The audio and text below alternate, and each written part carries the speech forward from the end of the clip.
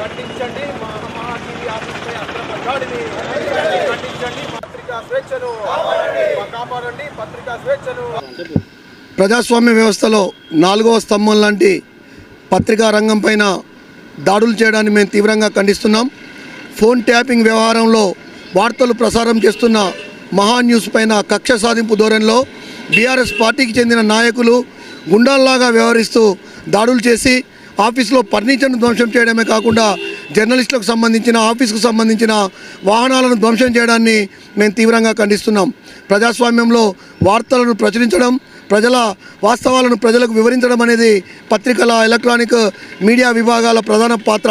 వాటిని ఖండించడానికి అనేక మార్గాలు ఉన్నప్పటికీ కేవలం దాడుల ద్వారానే వాటిని అణచివేయాలని చూడడం తీవ్రమైన తప్పుగా మేము ఈ సందర్భంగా తెలియజేస్తూ, అదేవిధంగా BRS party working president KTR నా పైన ఫోన్ ట్యాపింగ్ వ్యవహారంలో తప్పుడు వార్తలు రాసే పత్రికలను, ఎలక్ట్రానిక్ ఛానళ్లను మా అనునాయులు క్షమించరని చెప్పిన కొద్ది గంటల వ్యవధిలోనే మహా టీవీ పైన దాడి జరగడం పత్రికలకు ఒక సవాలుగా మేము భావిస్తున్నాం.